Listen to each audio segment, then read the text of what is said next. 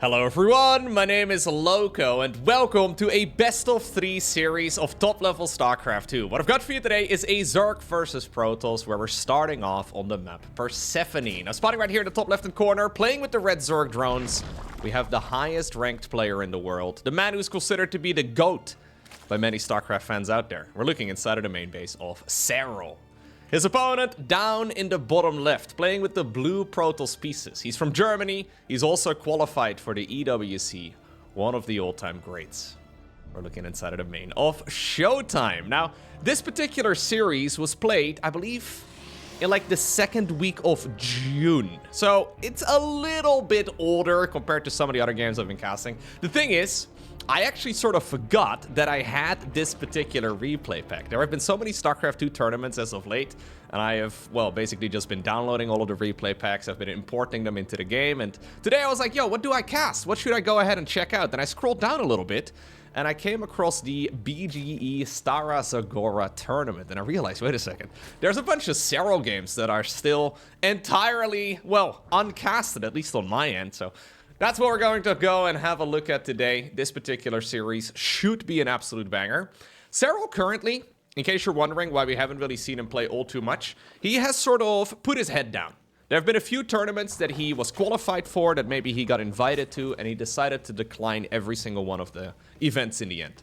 So with the amount of traveling that a lot of the pro gamers have been doing lately, there hasn't been a ton of time for dedicated practice. And if you want to become the world champion once again, and Serral obviously is certainly one of the favorites for that title this year, I mean, he is every single time the favorite for any tournament he signs up, you gotta put your head down, especially because Serral has looked a little bit vulnerable.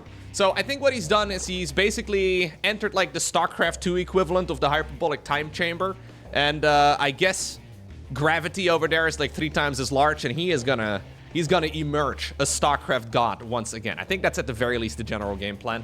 Only time will tell how good he will truly be when the World Cup rolls around. But either way, this is gonna be a nice little look at what these two are capable of. ShoWTimE, likewise, I think also taking a bit of a break, although of course he was at Home Story Cup. That's one of the tournaments that Serral tends to participate in as well. He decided to, well, not do so this time around.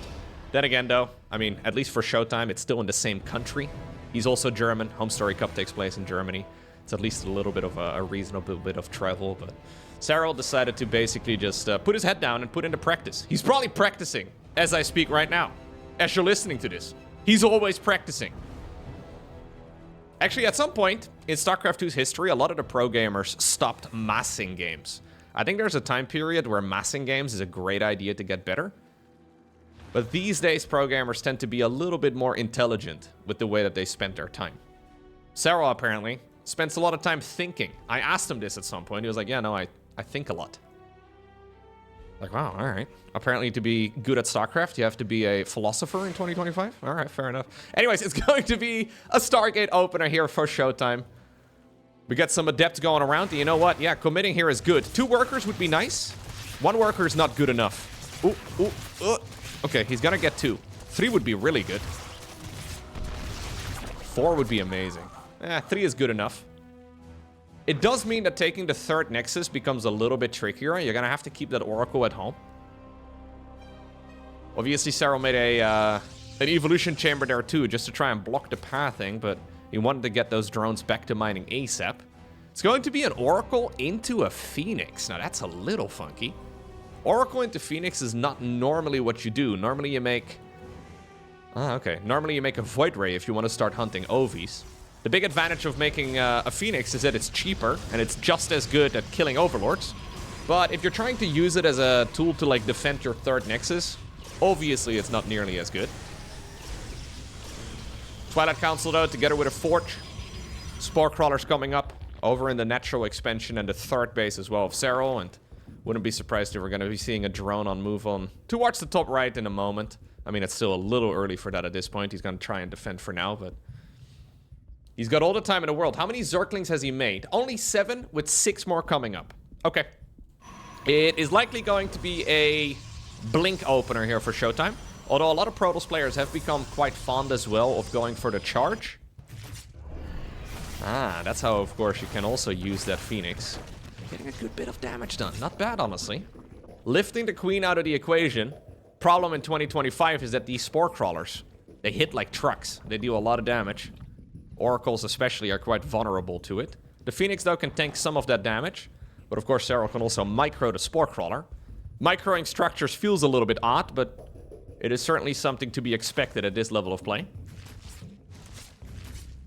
Yeah, you know what? So far, this is by no means a bad start here for ShoWTimE at all. He's got his third Nexus at a reasonable time. He's doing a good job protecting the mineral line over here too. And he's actually done a pretty decent amount of damage. I think 7 drones is about the best case scenario. Especially since Serral did not skimp on like queen production. He did not slow down his spore crawler production either. Serral had all of the tools to try and defend it. Did not quite get the job done perfectly there. Now 7 drones is certainly going to put Protoss at a slight advantage. It is, by the way, Blink. Very quick Templar archives on the back of this as well. So we'll probably get some good old storms here in just a moment's time. Ooh. Well, that is not what I expected.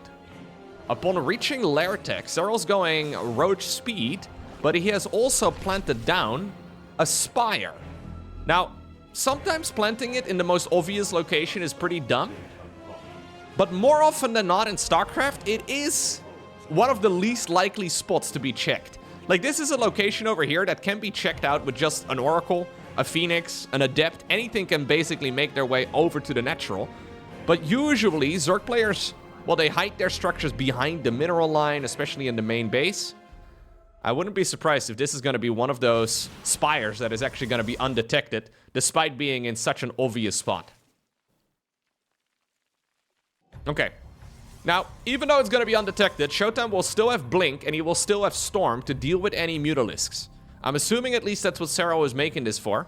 He is going +1 missile too, so it's certainly not going to be mass muta, or at the very least not his only game plan. Look at that, ShoWTimE. Okay, he's seen it. ShoWTimE did get vision of it just now. He immediately fires up additional Phoenix production. Great game so far here for the German Protoss. He can't really complain about anything that's happening. He's got good defense. He's got all of the units that he needs. He scouted the Spire. Serral is apparently just mostly giving up on it, respecting his opponent enough to know that indeed Phoenix production will begin. Infestation Pit instead coming up together with a Hydra then, but obviously these are now relatively late. Meaning that ShoWTimE has all the time in the world to prepare for whatever comes next, or to maybe go for an attack of his own. Now obviously this is the Maurer we're talking about. He loves that defensive style. Decides to use this now as an opportunity to go for a 4th Nexus. And we do have +1 air weapons. Researching for Serral, the +1 flyer upgrade. Lurker Den. Hive. So Serral is basically saying, okay, maybe I wanted to play mid-game originally. That was the original game plan. But upon getting spotted, I am just immediately moving to late game instead. Now, this is a phase in the game that a lot of the top-level players have been avoiding. A lot of the top-level Zergs. A lot of the highest-ranked Zerg players don't necessarily enjoy playing late game against Protoss right now. Not exactly sure how Serral feels about it. The fact that he went for a Spire makes me believe that he doesn't love it, but, I mean... this man made a name for himself playing macro games, right? And even though Zerg may not be as easy in the late game these days, if anybody can do it, Serral would be the most likely candidate. Fleet Beacon coming up for ShoWTimE. 2nd Stargate, 2nd Forge. Okay. A little bit of a Zealot run by. This is honestly like the most damage that we have seen so far throughout this game. It's kind of funny. Like, we're 9 minutes in. Both players have already, well, almost maxed out, and we haven't even really seen a big skirmish. Lurkers are on the production tab though, so I don't think these type of attacks can really work out, and I think it's mostly a fake as well. ShoWTimE doesn't even bring the High Templar close enough to even land a storm. Spire, by the way, was used to get that flyer upgrade, so at the very least Serral is going to be able to get some, well, powerful Corruptors out eventually, but normally you do delay Corruptor and Spire production as well, until a little bit later. I would love to see the Tempest production begin right now for ShoWTimE. Yep, there we go. 1 Tempest, 2 Tempest, good. He's, by the way, not going armor upgrades in the Forge, he's going for the shields instead. So shields just to make life a little bit more comfortable for all of the units, and I love this. Super quick Mama Ship. It feels a little bit greedy, but what is Zerg going to do? Like, what exactly can Zerg do against this sort of thing at this point in time? They're not really gonna catch you off guard, right? Okay, well, maybe the Prism is gonna fall. That was maybe a bit of a surprise, but there's no Nexus over here. Zerg can maybe hit you with a Nidus Worm. That could be annoying. But as long as the Mama Ship comes out, everything should be okay here for ShoWTimE. A lot of Zealots still. Cancel. Yep. Rebuild. Yep. Okay. A little bit of a Zealot run by over here too, but Serral in position to try and deal with that. At least the Nidus network can be spotted if ShoWTimE clicked on it, but he's probably busy microing over here down south. Serral trying to squeeze as much value out of this army as is possible. Mothership, by the way, takes so long. I feel like this Mothership started up at like minute 8. Okay, not quite the case, but it feels like it's been ages. Okay, so ShoWTimE is basically saying, I am fine with 5 bases. Normally, 5 bases is when Protoss becomes really scary. You can max out on 4 bases, quite reliably. You can max out multiple times, though, when you get up to 5 bases. For some reason, the Overseer gets to live for a little bit longer. Serral, though, just preparing straight for late game, right? So upon the Spire not achieving much, we're still using it for upgrades, but he's basically just going straight into late game. Double upgrades here, Adrenal Gland's already done, Creep Spread is looking solid. We have a lot of economy. There will be an attempted attack over here, but this really shouldn't be something that can deal true damage. Mothership is here. He does need detection, that's why the Oracles are here. Revelation gets thrown down. Phoenixes can lift up some of the Lurkers. There is in the meantime, though, another secondary attack on the left. ShoWTimE purposefully not maxing out because of that, so he can warp in a couple of Zealots here and still be okay. We have a recall moving towards the left side of the map, and that is going to be another Zerg push deflected. Okay, so where do we end up now? We have effectively skipped early game, mid game, and we have gone straight to late game. This is probably the most macro-focused early game of ZVP I've ever seen, or at least recently seen. A lot of players go for aggression. Specifically, a lot of Zergs are going for aggression. I feel like this is playing exactly into ShoWTimE's strengths in particular. Then again, dealing with any mid-game aggression, for example, for ShoWTimE is also something he's extremely good at. So where do we end up now? What do we do against this? I mean, this is the exact point in the game that a lot of Zerg players are trying to avoid. The ways that we see Zerg players deal with this type of army from Protoss is either with straight multitasking, trying to pull the Protoss player thin in loads of different sections all at the same time. That's a pretty good option. Or secondly, with constant counterattacks. And it looks to me like Serral is trying to opt for, well, at least the counterattack option for now. It does mean, though, that he needs to deal with this main army. Most of the time, Zerg players don't deal with these main armies particularly well unless they can surround it. Oh, big recall into the main base. ShoWTimE drops down the Time Warp as well. Mama is gonna sacrifice herself. I mean, I find this an ambitious move, though, here. From ShoWTimE, moving so deep onto creep into the Spore Crawlers as well. It's a very cinematic play. I will give him that, but in the meantime, there's Lurkers inside of the main base. There's Roaches knocking on the front door. Reinforcing Zerg units are popping out of the cocoons. Queens are here as well to pop down some transfuses. And while the High Templar are throwing water balloons that didn't quite fit, apparently, in that mass recall circle. Serral is tearing his opponent apart from the inside out. Not that much damage has actually been done here by ShoWTimE. Yeah.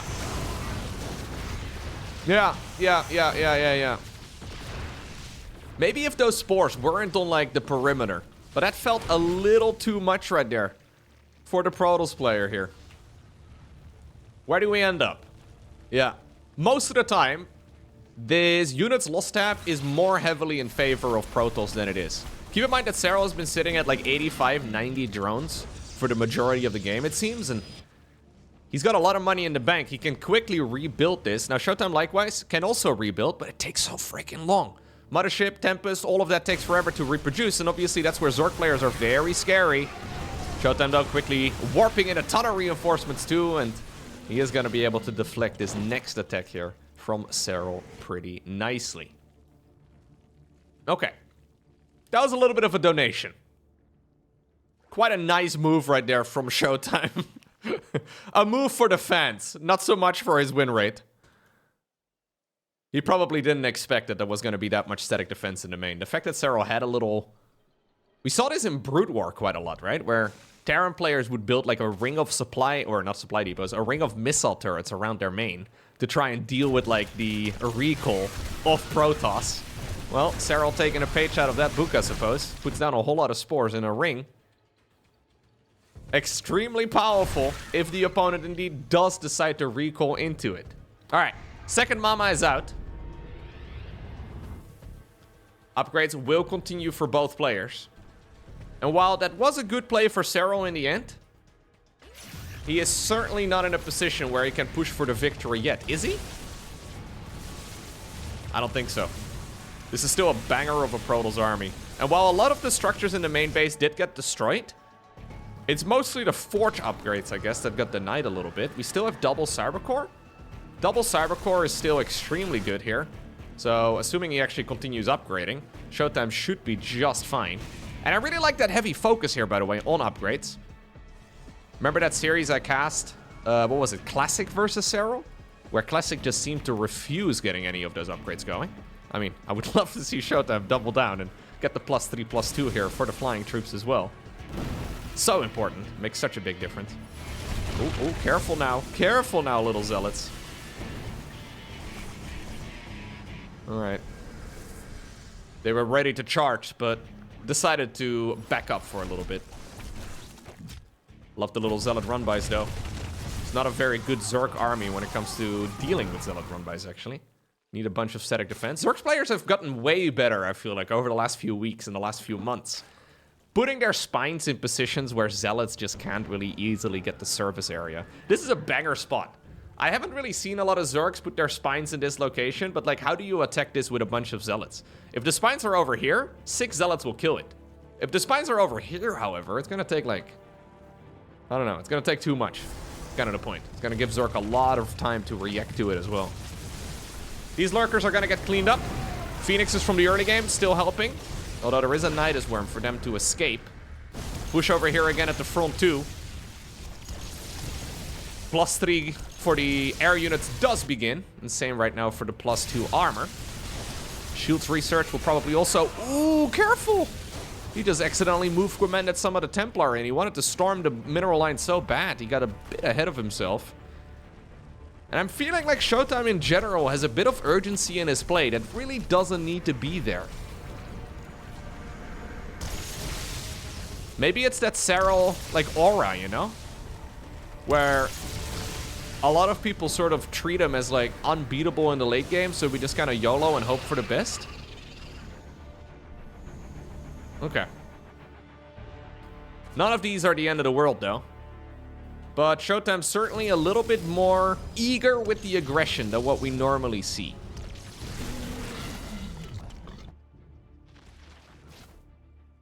Okay. In theory, this isn't really an army that Zerg can easily engage. Serral is going into the Neural Parasite right now, so that is always an option. But there should always be detection here for Protoss. Do we have any observers? Yeah, we have 3 observers around the map. One of them here with the army, because somehow, some way, the mothership itself is not a detector. Another night is coming up. Big Zergling run by, though, and these Lings obviously are now fully upgraded. They hit extremely hard. 17 probes die in the blink of an eye. At this point, though, I wonder if you even really want to rebuild it. ShoWTimE slowly working away at this hatch. Neural Parasite still only halfway done. Serral just throwing in a bunch of fungals, but I don't think that's really going to achieve much. If ShoWTimE decides to fight here, he can definitely secure the kill on that base.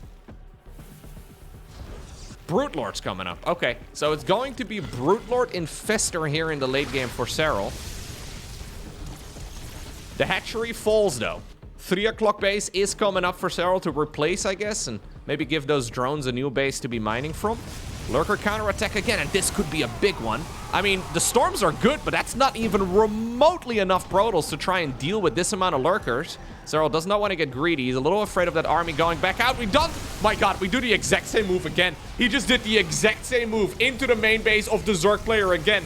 Time warp into mass recall. This time around, though, the Zerg army is better than last time, isn't it? I mean, I don't know if the Corruptor numbers are big enough. There's only 13 of them in total right now. Okay, we have a recall going back home now. I think he needs to deal with that Lurker pressure. Oh, no, he recalls to the wrong Nexus. Probably needed to go over here and save that base.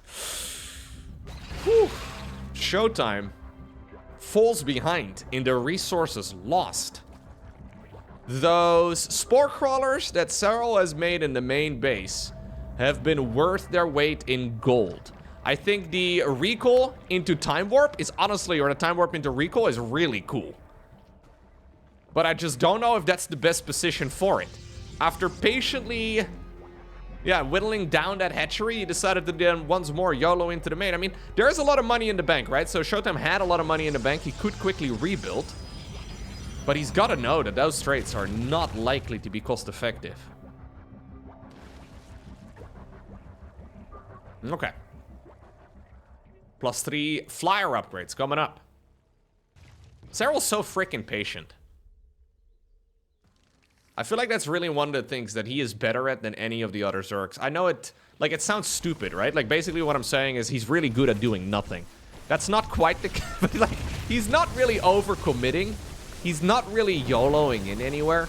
He's very patiently dealing with all of the aggression, and rarely do we see him, like, jumping in and hoping that, like, the Overmind is gonna take the wheel, you know? Like, he's not like, "Hey, move, Kerrigan, it's your turn." I don't think that's how he approaches the game whatsoever. And while it's very logical, right, to be patient, we rarely see it at the highest level.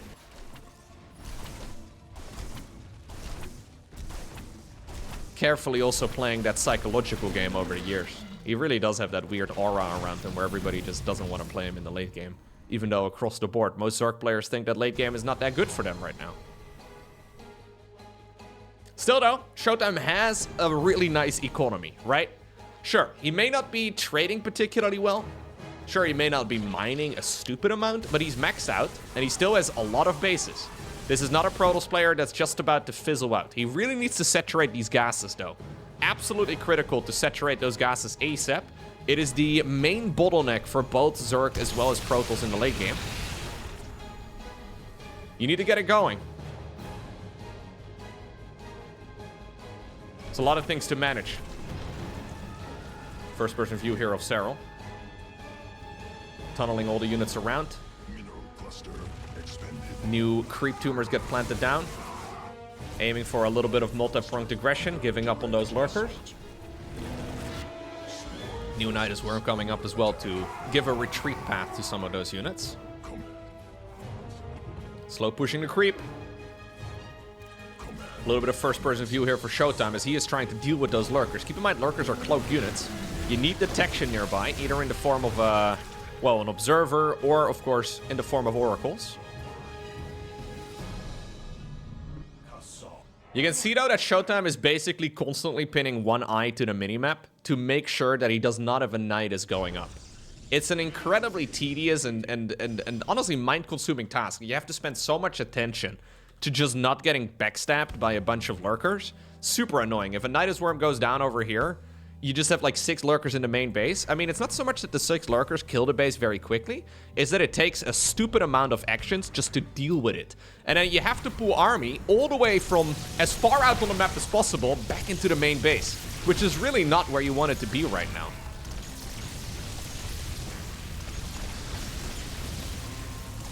Instead, we're gonna go for a fight over here inside of the speed circle, which is dangerous. This is exactly the type of game, though, I wanted to see ever since, like, this map was introduced on the StarCraft 2 ladder. I think I brought it up, actually, in my original map review video. It was super cool. Like, the entire concept of fighting for the final minerals here at the 3 o'clock base is really sick. Because you have to fight through speed circles. Units that are normally deemed to be slow, like, for example... Brute Lords. They're suddenly a hell of a lot quicker when they go through those green circles. This is, by the way, an extremely Archon-heavy army. I don't usually mind it, but 9 Archons in a situation like this is a little annoying, and here comes Serral again. ShoWTimE's still not, finding a good opportunity to really deal with this. Man, Nidus Worms have been the main Zerg play over the last year. They've gotten so freaking good. And again, we saw the Zerglings already inside of a mineral line. This can tear apart an entire base in just like a minute of a minute or so. In the meantime, Serral's stressing the multitasking over here as well. We do have a time warp going down, and at least that's gonna reduce the attack speed of some of the units within, but still not a terrible trait right there for the finisher. Fight over here as well, as ShoWTimE is desperately trying to push into that 3 o'clock position, and in the meantime, the Zerglings are still tearing the base apart. Looks like the recall right there got cancelled. Neural Parasites going down again onto the Archons. Serral is managing everything brilliantly. Whew. I keep thinking that at some point I see one of those engagements go terribly wrong, but he seems to be on top of all of it. Now there is one Archon. Okay, look at this one hero Archon here. Okay, that one did quite a bit of damage, but new drones are coming up immediately. Zerglings in the main base still not entirely dealt with.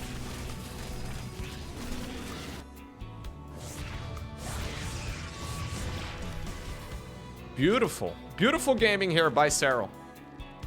And again, a little bit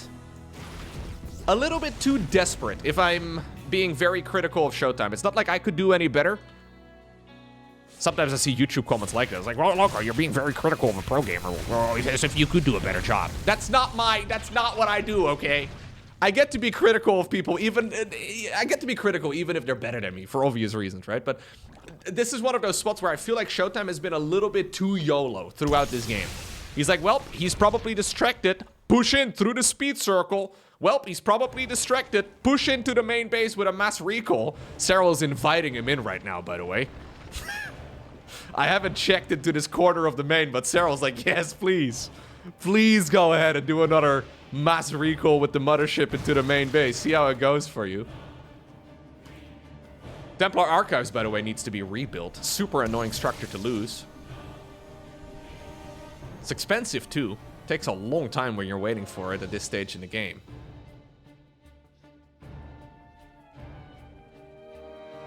And look at Serral's bank. What in the world do you do now with ShoWTimE? Serral's in no hurry. He's chilling. He knows this game is going well. He basically has his 50% of the map plus this base, right?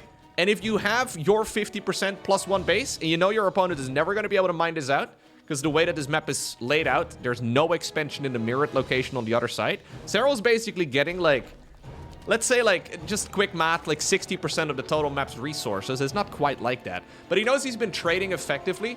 You know you're going to be able to mine, like, 60 versus a total of 40%. He doesn't have to play fast. He's also denied this base repeatedly. He knows that Protoss is not mining that. So that puts him more into, like, a 70-30 advantage. Zero reason for him to overextend and engage off creep. Just bleed him out. It's easy to think of the game as a math equation, though, when you're actually playing and your blood rate or your blood pressure and your heart rate is, you know, going a little too fast. It gets very complex. It's very easy to mess up. ShoWTimE is trying to hit now on a site that he hasn't seen in a while. It's a lot of zealots. Honestly, this army for Protoss is nice, but it's extremely zealot heavy. Brute Lords, though, are terrible at cleaning this sort of thing up. Yeah, Lurkers much better. In a sea of spore crawlers, a bunch of Lurkers are sitting. Serral decides to move to the right side. Okay. Risky, though. Generally, I don't think putting Brute Lord Infestor in the corner of the map is the way to go. But maybe with speed circles, it's not so bad. Well, ShoWTimE anticipated this greatly. He already realized that this was going to be the, well, next best play here for Serral. Neural Parasites once more coming in. Cloaking Field was activated on the mothership already. Tempest are working away at the mothership right now too. Serral swoops in with the Corruptors as well, tries to mitigate as much of that splash damage as possible, as now finally that spell wears off. But I mean, Serral already got what he came for, right? I mean, the Zealots are still going to town on the other side of the map, and this is nice here for ShoWTimE. This is really the first nice thing, I think, that he has been able to achieve over, like, the last 5 minutes. It's really the only bit of real damage he's done. But he's got to realize at this point that this is not really that important for Serral. He doesn't care. He could have defended this. But Serral decided to give up 2 bases, or a base and a half, in exchange for 1 full base for the Protoss. And when you know your opponent is willingly doing that, you know you're in a really rough spot. Nexus restarts. Serral sees it immediately because he left the Changeling behind. Fleet Beacon gets rebuilt now too. Ooh, ShoWTimE actually losing the Fleet Beacon a while ago as well inside of the main base, together with that Templar Archives. This is a 300-200 structure, like 300 minerals, 200 gas. Fleet Beacon is honestly like, I think it's too expensive. If Protoss were to need any buffs for the late game, which I don't think they need, but Fleet Beacon, you know, could certainly use a little bit of love. Because that structure is just pricey. Here come the Brute Lords again. Through the speed circle we go. ShoWTimE's army is no longer maxed.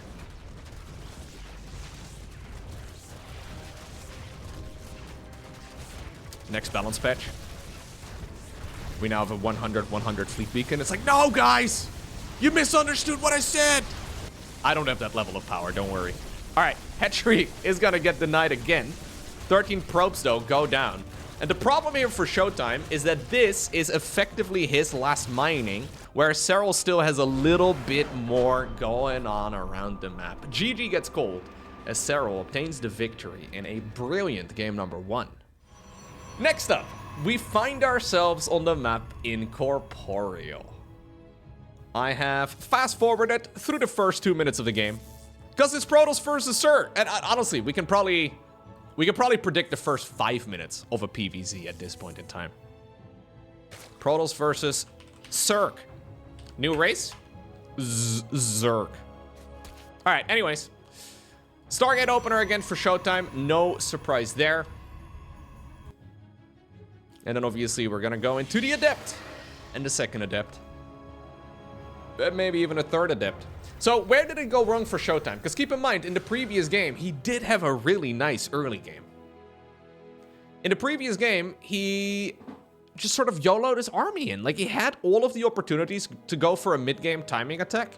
We have seen the likes of MaxPax, for example, make a transition to like a double robo timing, which I think is really cool.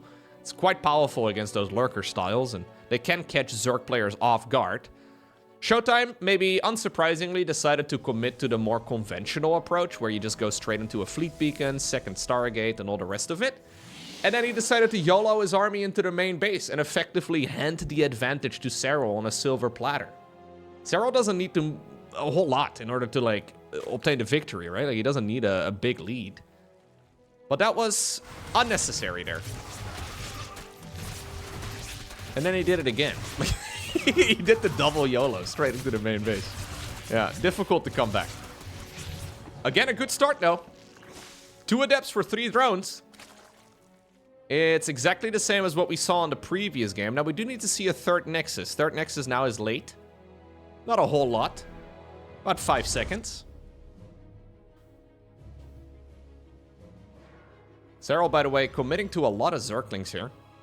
More than we ordinarily see. I think this is him mostly just trying to force those Protoss units to stay at home for now. So again, the downside of throwing away your first 2 Adepts is that it's difficult to actually control your third Nexus. Basically, when you lose your first 2 Adepts, you need to keep your first Oracle at home.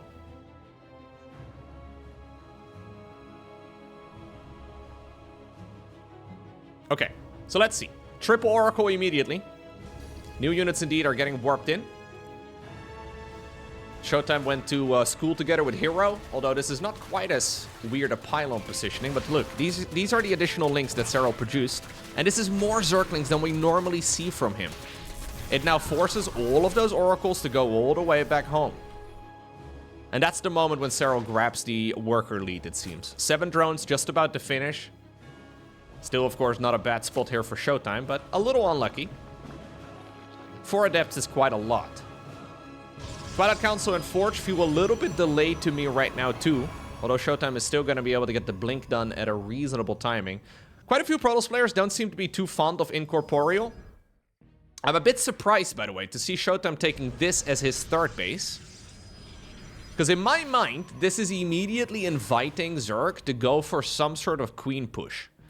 Most of the time, we see Protoss players taking this base as their third. Because it's much easier to defend. You can push into this section of the map from a couple different angles. You can defend this area quite well with like Storm and stuff, but if Zerg decides to go for a committed push, you can't really get Storm done in time. Anyways, 4 Oracles. 4 Oracles. Move in. That's obviously an army that can take down a Spore Crawler and a Queen or two.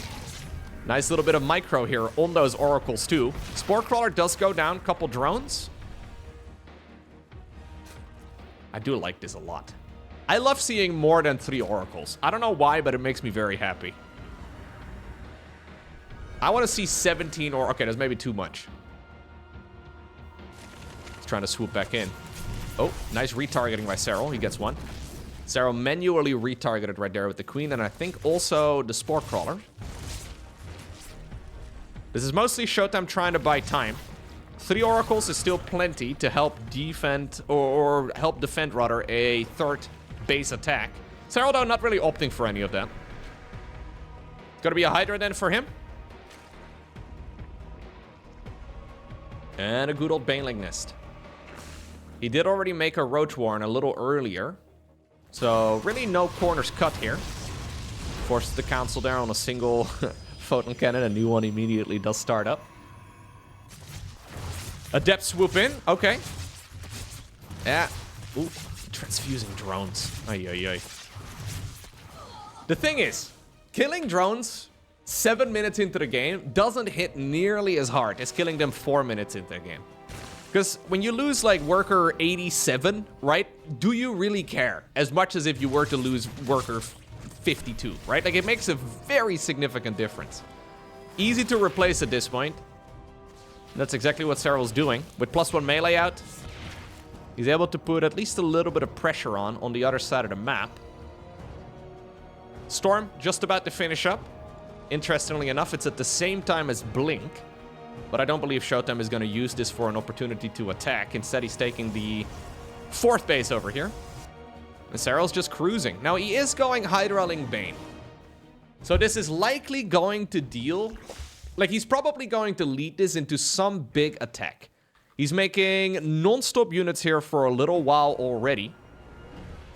Serral basically saying, yo, 85 workers is all I need. From here, we make army. There is going to be an infestation pit as like a follow-up plan, I suppose. Like, he can transition away from this, but I think Serral is likely to just make a stupid amount of Banelings, and it'll be up to ShoWTimE to try and defend it. Alternatively, Serral could sit back and just go into a hive together with a Lurker Den, but at this point it would feel like it's a little bit delayed. He doesn't have a lot of gas available. Bunch of Hydras, by the way, waiting on this dead end of the map. By far one of the strangest parts of a StarCraft map. It's like a cul-de-sac, you know? It's weird. We never see this on StarCraft map design, but Serral hoping that maybe a prism would fly by there. But here we go. Yep. He's basically just making Zerglings and Banelings now. And he is going to collapse on top of this Protoss player from as many sides as possible. This is not the time to go and expand ShoWTimE. Stasis wards, man. We need a lot of stasis wards here. And at this point, there is none. No, there's not a single one. Banelings start to roll through. There are some storms available, but not enough to really stop the onslaught of Zerg, I don't think. Serral gets a great hit over there as well. Additional Banelings rolling through. He's really staggering the amount of Banes. More and more Lings are making their way across the map, and GG gets gold. Serral obtains the victory and makes it look easy. So, it turns out, Serral and ShoWTimE played twice during the same tournament. We'll go ahead and have a look at the alternate series as well. So, this particular best of 3 starts off on the map Pylon. Serral spawning in the top left, ShoWTimE spawning in the bottom right. So far, Serral looking like Serral. Yeah, I know that sounds a little... it's a little obvious, but just a step ahead. And that's rough for ShoWTimE, right? Because what do you change here as ShoWTimE? Well, across the board, I think ShoWTimE is playing some fantastic StarCraft. But he effectively needs to do everything he did just now, but then slightly better, right? Like, he's playing a little bit panicky, a little bit on edge. For example, we saw him throw up a revelation on the ramp there when the Zerg army came in rather than a bunch of stasis wards. But obviously that's like the worst thing to hear, right? As you're as a StarCraft player or competitive person in anything. Basically just do the same thing but slightly better. Yeah, that's what you've been practicing for years. And it is the general vibe that Serral seems to bring. Now, as far as opponents go, right? So Serral's ZVP has always been strong. And obviously he does occasionally lose in this particular matchup. Especially over the last half year or so. Like, he's looked more and more mortal in this matchup. But in my mind, the only people that can really take down Serral at the Esports World Cup, and obviously this is just, you know, me thinking out loud, I may be entirely wrong, but in my mind it can really only be Zergs and Terrans. Technically some of the Protoss players could get the job done, but I feel like this is a matchup that Serral can grind out and, like, quote-unquote solve. This is a matchup that is very strategic, and I think he can probably out-strategize his opponents more often than not. ZVT, though, an entirely different matter, right? At that point, you are playing against the likes of, for example, well, maybe most notably, Clem. And Clem and Serral have played a bunch against each other over the last year. Their most well-known series was the World Cup Grand Finals of 2024, where Serral ended up losing 5-0, which is nuts. I don't think that's going to be happening again, but Clem certainly is looking like a Serral sniper. Like, the way that he approaches ZVT, it is certainly looking like he could get the job done. Anyways, ZVZ, I mean, always a volatile matchup. I actually looked at the stats recently. Over the last year, apparently Serral's Zerg versus Zerg is his best matchup, which is kind of funny. Like, statistically speaking, it's like the matchup where he wins most frequently. Historically, it's kind of known as like his worst matchup, but obviously ZVZ, extremely volatile.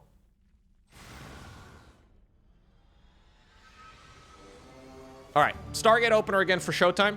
No surprise. Triple hatch opener again here for Serral. No surprise.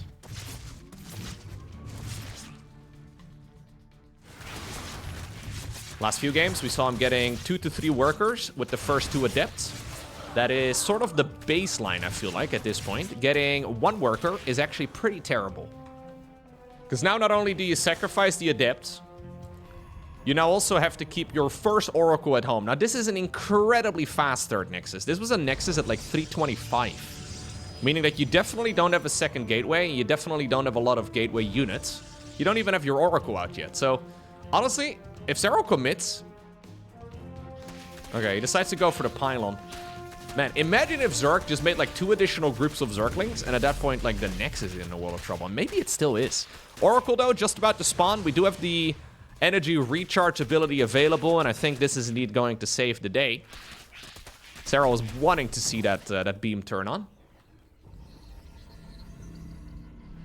Okay. Still, when you open up with a third Nexus at this timing, you don't really need to deal a lot of eco damage to the Zerg. So even though only a single drone died, if you keep chrono boosting workers, and you start production on that third Nexus immediately, you can stay on top of the production, I think, quite well. You can keep up with the Zerg's worker count relatively easily. It does also give Zerg a lot of freedom, though. Serral effectively now able to do whatever he likes, and apparently what he likes is to go for a quick, okay, +1 melee together with a Baneling Nest. Baneling Nest is a little bit odd. Usually Zergs will opt for a Roach Warren. Not that Banelings are uncommon, necessarily. But I feel like Serral would more often than not go for a Roach Warren if he wants to play a macro game. And go for a Baneling Nest if he wants to be able to counterattack. So let's see. We should see good old Blink again. Charge technically an option, but Charge would be terrible here. Glaive the Depths also technically an option, but they would be even worse. Okay, Blink is indeed good. You really don't want to find yourself playing a big charge slot all-in against somebody who is blindly opening up Banelings. Very quick Templar Archives again. 4th hatchery coming up though. Serral already starting to mass Zerglings. Yeah, I think what he is going for here is a +1 melee Ling Bane bust. There is no lair, there is no roach warren, there's no drones over at the gases either. So he's really only just on 2 gas. It's just 2 gas. He did split them up, so for the Protoss it might look like he's got a little bit more income than that, but large group of Zerglings indeed going across. Serral going for an old school all-in. And this is the type of attack that is very holdable, I think, for ShoWTimE. But you do have to know that it's coming. This feels very out of character for someone like Serral. But I think at this point, ShoWTimE doesn't know. Okay, he sees the lack of a lair. He doesn't know if the lair is building in the natural, though. Zerg players like to go for a lair in the natural. He's thinking about making a 4th Nexus. Recall immediately here as the Stalkers get surrounded. They do make their way to the natural, but, I mean, that means that the 3rd Nexus now is wide open, and those probes have basically nowhere to run. Serral purposefully not giving up on the banelings here and exploding them for free onto a bunch of structures. Gets a couple of workers over there, though. 11 probes already going down. Drone production in the meantime on the other side of the map, together with a lair. GG, though, just gets called straight up. Ay, ay, ay. Okay, next up, we find ourselves on the map Maganatha. Let's see. I once more skip the first 2 minutes of the game. ShoWTimE, for some reason, opting to not go for an early worker scout and block the opponent's natural this time around. Yeah, and that was a little unfortunate again for ShoWTimE, right? So in the second game of the first series, he was just about to expand to a 5th. And then in the previous game that we just had a look at, the first game of the second series, he was just about to expand to a 4th. A complete misread of the situation. Serral constantly switching it up, not afraid to go for a committed all-in if he needs to, not afraid to, well, then also just play straight up macro, right? There's a lot of opportunities. Overlord, by the way, hiding off to the side. He wants to see what's going to be coming out of that Stargate first, so this is what Serral sees, and that can only ever be a little Oracle brewing on that, on that Stargate. Let's see.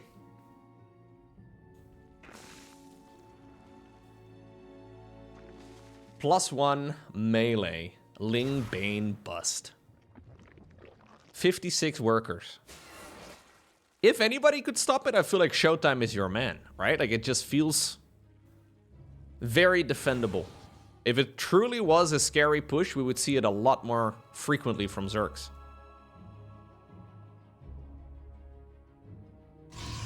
Third Nexus coming up.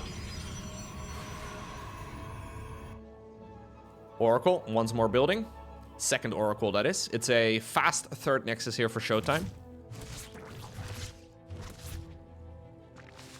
But so far, Serral throughout all of these games is looking powerful.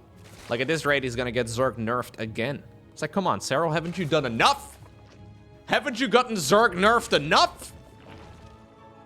It's like, no, I'm just gonna freaking do it again. It's like, no, Serral, come on. Next patch, Fleet Beacon indeed is 100 minerals, 100 gas. Shield battery overcharge is back. Energy recharge is still there.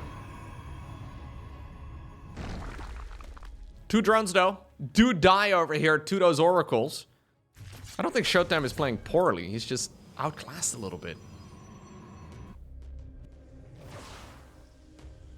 It is actually very interesting. I saw a Reddit thread not too long ago of somebody who, like, made a list of all of the changes made to Zerg since 2018. So 2018 was the year that Serral first started, like, dominating. If Zerg was still like it was in, like, 2018, I feel like the top-level Zergs would never lose a game. Which, admittedly, they didn't really do at the time, but it's still wild. Obviously, it's always difficult, right, to really write that, no, ShoWTimE, no, we cannot afford losing an Oracle. Okay.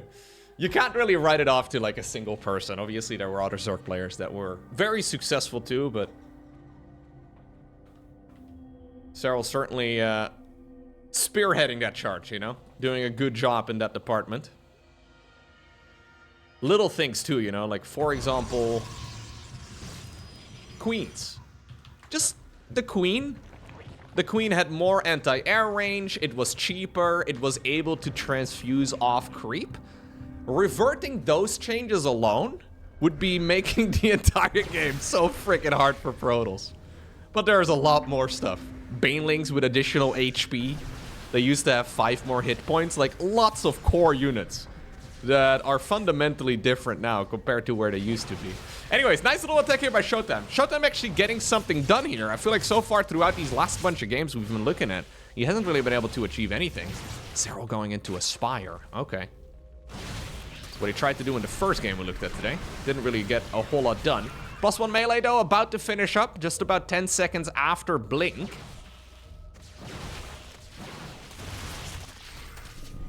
No stasis wards over here anymore. So, +1 melee, yeah, still quite nice. Although those oracles are zapping away at as many Zerglings as they can.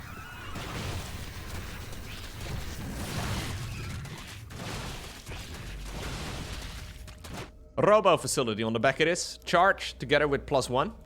Stalkers have made their way home, by the way, but that was still quite a few of them dying. Although, yeah, 4 is actually acceptable. A lot of Zerglings, of course, did die there too. Spire this time around entirely unscouted. There is roach speed together with +2 melee. I believe in the first game Serral decided to follow this up with +1 missile. So a bit of a switch up again. Love this though. Yep, wall it in. Wall it in. Photon cannon behind it. Second photon cannon too. It's going to be difficult for Zerg to break through that with just a bunch of Lings, but it's not going to be just a bunch of Zerglings very soon. Mutas are going to be flapping their little wings as well. Now, there should be Blink and Storm. And Blink and Storm is the absolute backbone, of course, of defending basically any Muta aggression. He has now also seen the Spire, I would imagine. Oh, no, it's just barely out of vision, although I think ShoWTimE must have seen the little flippy flaps right over there. As the Oracle was retreating, at least it may have been shift-queued. He had vision of it, technically speaking. Yeah, he knows. Phoenix does immediately start up. Storm is also going to finish now, so a couple of storms on the Mutas, and they are going to be ended. There is already a photon cannon inside of the main base mineral line. This is great for ShoWTimE.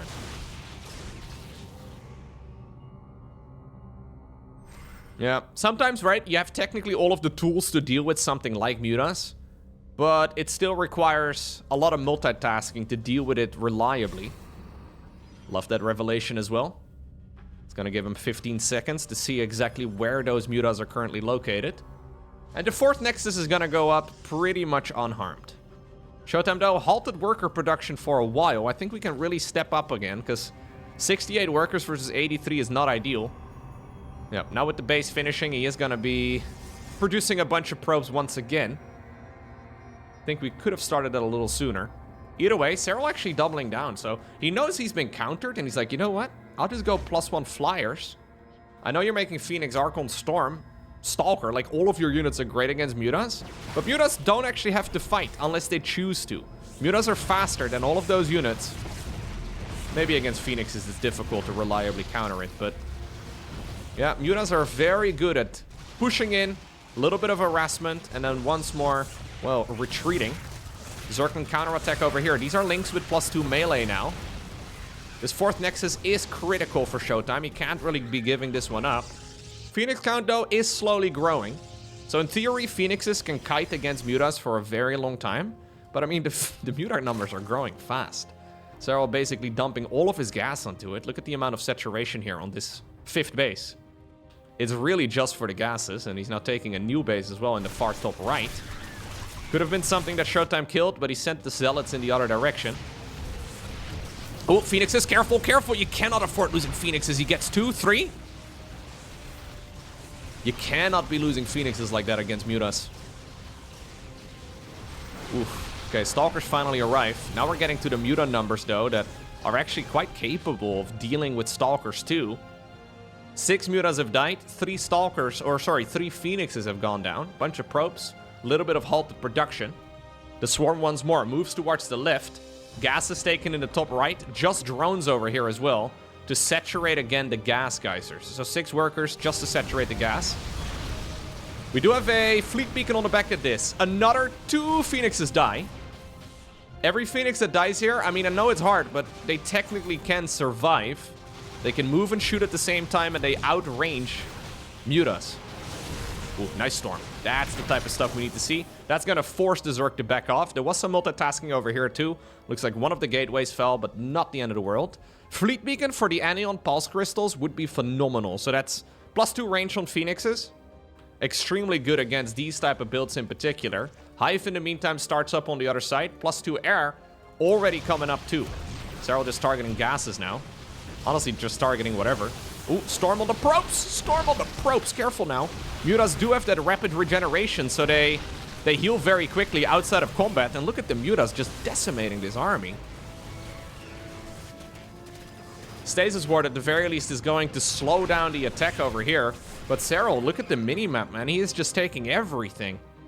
This map is massive, and he can take any base that he likes. ShoWTimE has been completely occupied just dealing with this type of aggression. Obviously, Zealots are nice to have here, but maybe it'd be better to use them for a counterattack. Anion Pulse Crystals now is researching. Quite a rare upgrade in this matchup. Another Muta. But also another Phoenix. 30 Mutas have died, though, throughout all of this. But the supply count is not really deceiving us. 12 minutes into the game. ShoWTimE is going to start running out of cash in the main as well as in the natural. If Serral can keep up this pressure, and obviously he's got resources for days. If he can keep up similar pressure for a long time, I mean another like 3-4 minutes, ShoWTimE is actually going to fizzle out just because he doesn't have enough income to really sustain this. Ultra Cavern on the back of this. Oof. Ultra Cavern together with Adrenal Glands. +2 armor as well, researching. Basically what Serral is doing now is he's forcing out mass Phoenix production. At which point, oh my god, he can also Magic Box. That would also work. Ay, ay, ay. Forcing those Mutas to take as little splash damage as possible, but Phoenixes cannot lift up Ultras. Ultras are frenzied, so they can't be lifted. They're massive units, they can't be lifted. So you can make as many Phoenixes as you like, but they're absolutely terrible against Ultraling Bane. Actually, in this instance, I guess there's not even any Banes. It's just going to be pure Ultraling. Well, you can see the ranged upgrade now is finished, though. And that is going to make dealing with those Mutas 10 times easier. Zergling run-bys, though, not as easily dealt with Phoenixes. You know what? Serral just targets the base. He doesn't have Adrenal Glands yet, but does he even care? Woo! He strikes while the iron is hot, but without Adrenal, it's just barely not enough. ShoWTimE escapes death, but only with a very slim margin. 6 Ultras now coming up. How many Immortals are there? Just the one. Obviously, ShoWTimE hasn't been able to scout much, right? Like, he hasn't had map control in ages. Looks like the Corruptors are now also joining in, making it difficult for the Phoenixes to achieve much. And I think as soon as the Ultras march across, they are just going to seal the deal. There is a large group of Zealots, though. I think Serral is still trying to hide those. Oh my god, he kills a Nexus here, too. I think he's still trying to hide the Ultras, but here's one. Zealots aren't terrible, by the way, against Ultras, but for obvious reasons, not the ideal weapon of choice. It's a lot of Zealots going in, and ShoWTimE finally gets a little bit of damage done once more. Stargate itself falls. Phoenix production is not going to continue from that one, although there's a second one in the back. Corruptor still dealing with whatever they can. Queen Ultra. It's a strange unit composition, but it's kind of perfect in this particular spot. The one Immortal is putting in the majority of the damage here. Keep in mind that these Ultras still have a lot of upgrades to go, but already they are plowing their way through this entire Protoss army. Brilliant set of games right there from Serral. So we saw 4 games from Serral against Protoss, and not once did he play the same style. Like, these were all 4 distinct games. And while the early game was all quite similar, right? Like, he didn't really mix it up other than, I guess, the third game where he went for that Ling Bane bust. Across the board, that was very well done.